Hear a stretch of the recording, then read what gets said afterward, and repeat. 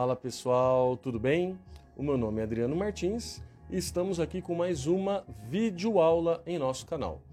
Nós vamos falar hoje sobre a utilização da avaliação de desempenho na distribuição de lucros e resultados da empresa, ok?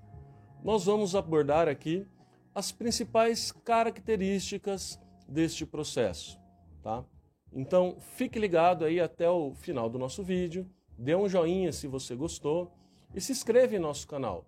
Nos incentive a continuar criando mais conteúdo, beleza? Um grande abraço e vamos curtir a aula.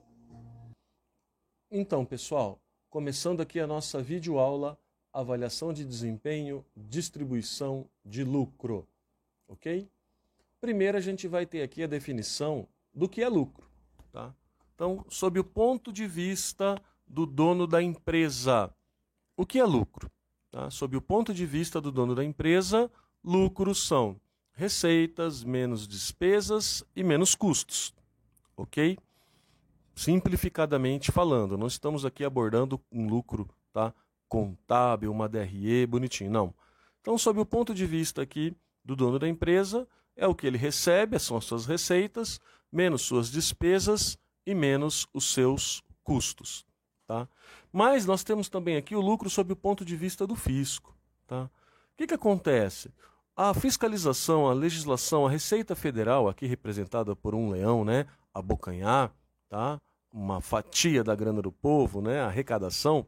Tá? Então, sob o ponto de vista do fisco, nós podemos entender que o lucro não podem ter algumas despesas que, sob o ponto de vista do empresário, tem. Então, olha que interessante. O empresário tem lá um caminhão, um carro para o funcionário utilizar e tem uma multa de trânsito que foi levada. Para o empresário, isso é uma despesa, isso tem que ser subtraído, tá, das suas receitas para apuração do seu lucro, porque ele efetivamente vai ter que pagar essa despesa ou então pagou. Então isso faz parte do resultado da sua empresa, do seu resultado empresarial. Já sobre o ponto de vista do fisco, o fisco fala o seguinte: espera aí, você precisa realmente pagar essa despesa, ter esse tipo de despesa, melhor dizendo, para que a sua empresa possa operar?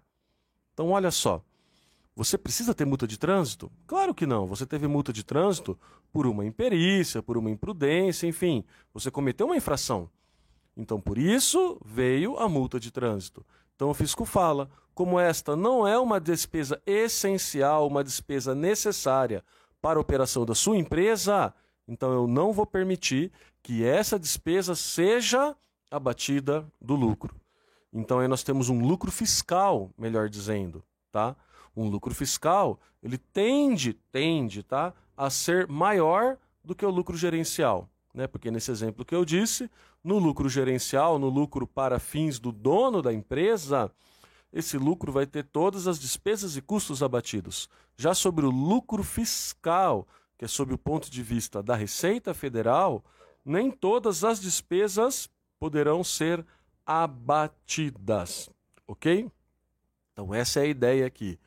Qual lucro utilizar para fins de distribuição de lucro? O lucro fiscal, né? Esse lucro utilizado na contabilidade, esse lucro com essas despesas expurgadas aqui do resultado pela Receita Federal, tá? É um lucro maior, né? Como você tem algumas despesas que você vai expurgar, tá?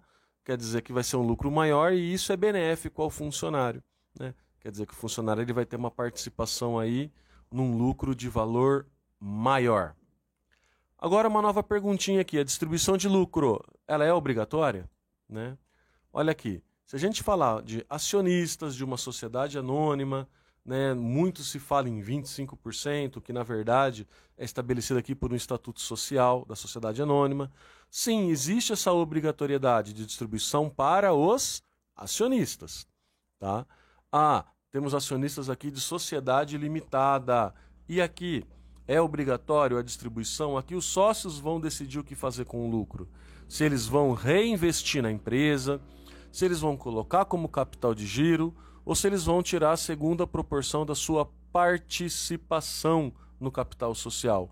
Tudo definido em contrato social, tá?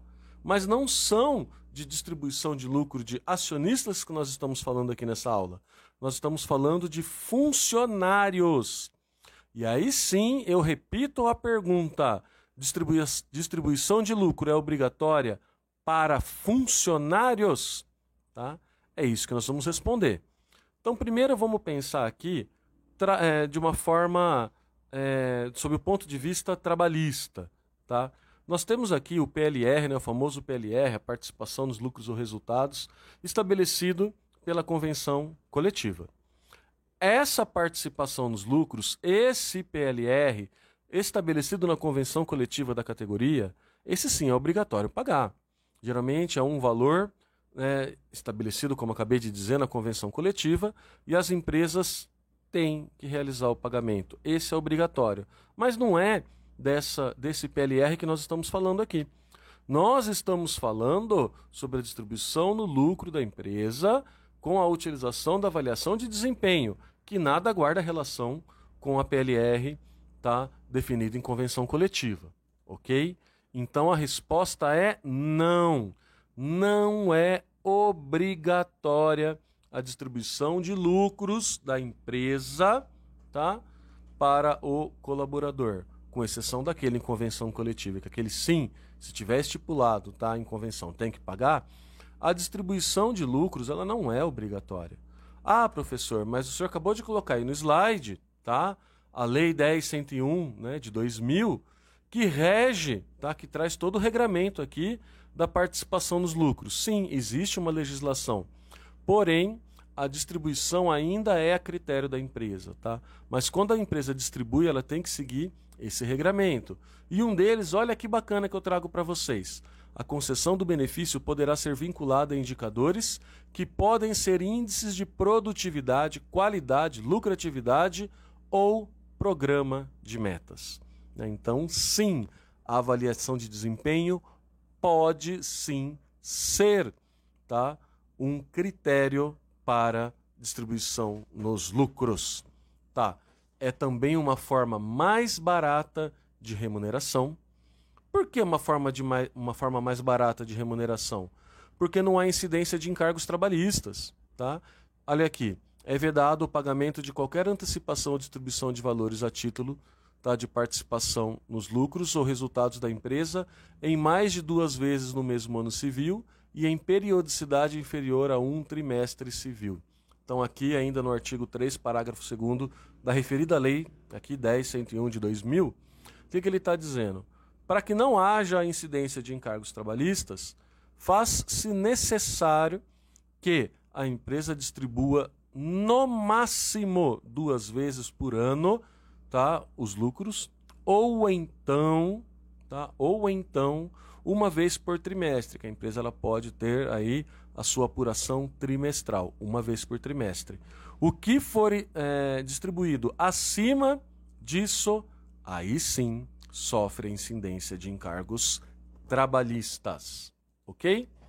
Quais são os benefícios de distribuir lucro? Nós temos alguns benefícios bacanas aqui. Primeiro, é o aperfeiçoamento das relações de trabalho. Segundo, melhoria da produtividade da empresa, com certeza, né? O funcionário ele vai se sentir na necessidade de produzir mais, uma vez que ele tem ali um incentivo financeiro para isso. Estímulo à livre negociação, né? Os funcionários aí tentando negociar com a empresa valores de distribuição de lucro, percentuais, isso estimula, tá?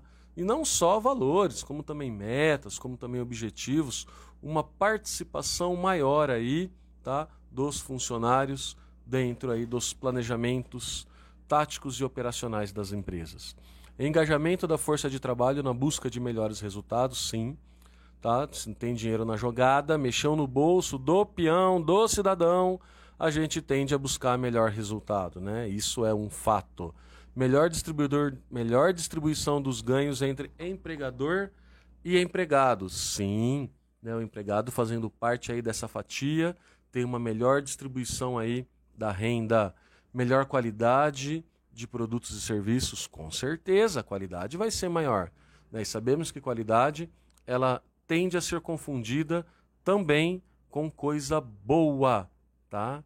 Então, a qualidade vai ser melhorada na medida que o funcionário tem esse incentivo financeiro, tá? E economia de insumo, claro, se está atrelado a isso também, vai ter aí uma maior economia. Aperfeiçoamento de processos produtivos. Sim, haverá uma busca maior por aperfeiçoar os processos produtivos, pois, uma vez estando atrelada à produtividade da empresa, a distribuição de lucros vai trazer este impacto, certo? Como e quando distribuir? Olha que bacana, tá? A utilidade econômica da participação nos lucros só é assegurada se o nível mensal de salário estiver acima do nível de subsistência. Então vamos lá. O funcionário ele ganha X, mas ele precisa de menos X para poder sobreviver, tá? Então o que ele ganha é suficiente para a sua subsistência.